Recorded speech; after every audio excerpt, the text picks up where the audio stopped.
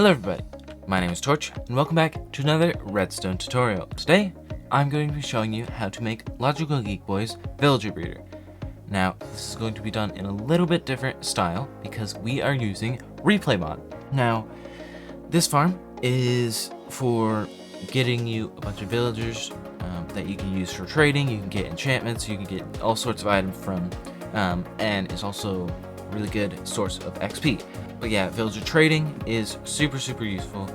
If you want a ton of villagers, you'll need a breeder for it. Now, the reason why I'm using replay mod is because I'm trying out a new style, just for fun, to see how this differs from my normal editing.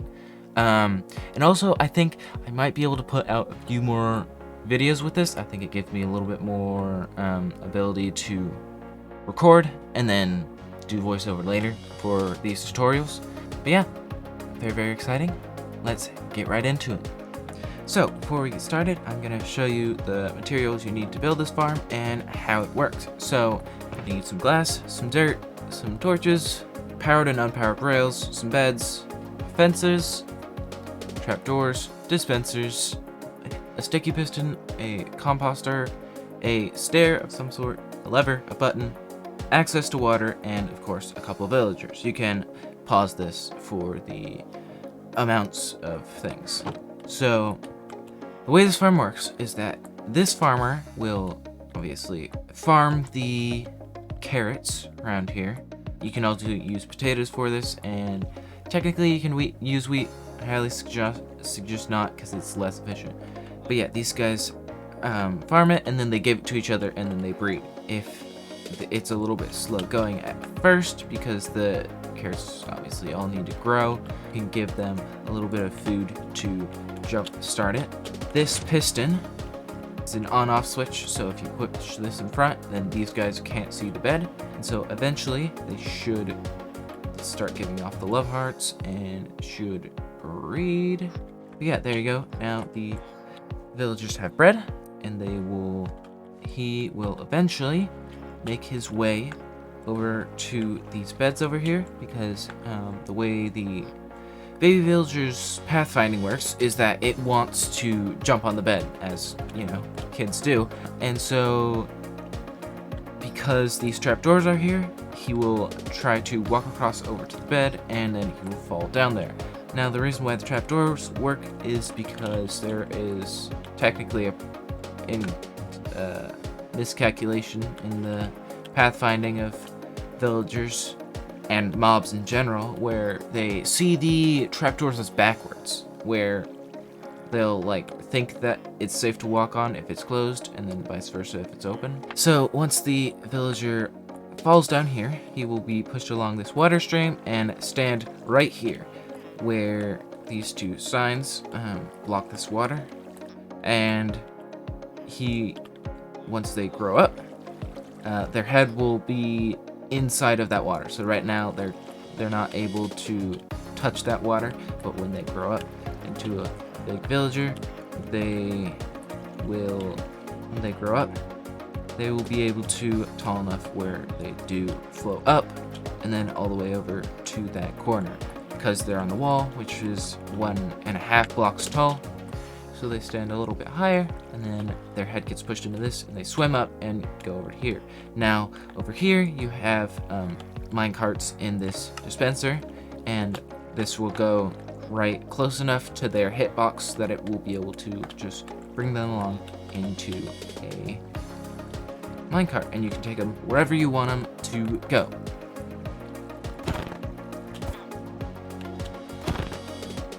He deserved that. But yeah, it's pretty simple.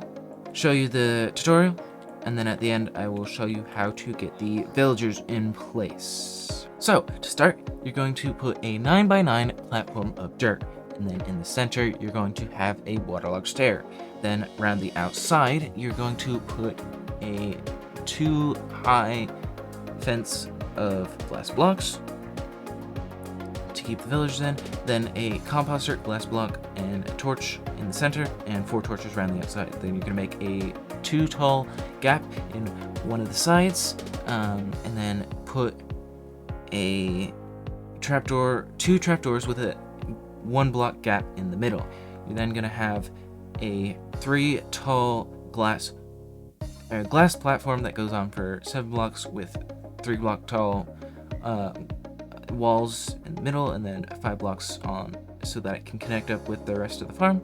You're then going to put 3 blocks in the gap right there so that you can put beds there. You're then going to put a block, 2 signs and a block on top. You're then going to put another trapdoor, and then you're going to till the entire farm, put all your carrots or potatoes in there. You're then going to put a 3 by 5 platform of glass, and then put 2 block tall railing around the edge of it. You're then gonna put water above that sign at the end of that walkway. Make sure you have a wall at the end of that one. You're then going to put 4 beds on that platform right there. You're then going to put a sticky piston with a lever on the back of it. This is your on-off switch. You're then going to cover the entire thing with glass. This is because villagers, if they get struck with lightning, they become witches. You don't want that, so putting glass above the entire thing will make sure that that does not happen. After that, you're going to have a little pathway of glass with powered and non-powered rails. On top of that, you're going to have a dispenser with a button and minecarts inside of it. At the end of that, this is how you pick your villagers up and take them wherever you want to go. Now, this is the entire farm done. Okay, that was a bit quick. If you missed stuff, you can go back through and pause things. Now on to how you get the villagers in. So, to get the villagers in, you're going to make a pathway up to where your farm is, or down to it. It doesn't matter if it's underground or anything. And you're going to make sure that you enclose this pathway so that the villagers have nowhere else to go. You're then going to get 2 villagers in boats over to wherever your farm is, and make sure you break the beds. And then you're going to wait till nighttime, put beds down in the farm, and then when it is nighttime, you break the boats so that the villagers sleep in the bed. You break the entire pathway and everything. Then you are free to sleep, break the beds, replant, and put the other beds back. Oh my gosh, that was hard to record. So that was super fast. Please make sure you watch that a couple times to make sure that you understand, because that was so fast. Alright, notes for next time. Make the replay a little bit longer than that.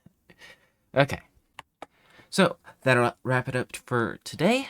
If you liked the video, if you enjoyed it, if you want to see more, please press that little thumbs up button down below. It lets me know that people are actually enjoying and watching my content. If you have any questions about this, if you want to see a specific farm, anything like that, then put those in the comments. If you do have a question, please make sure you add detail, just so that I can understand the scenario and picture it and see what might be going wrong. But yeah, thank you very much for watching. I will see you in the next video, which might be related. Alright, see ya!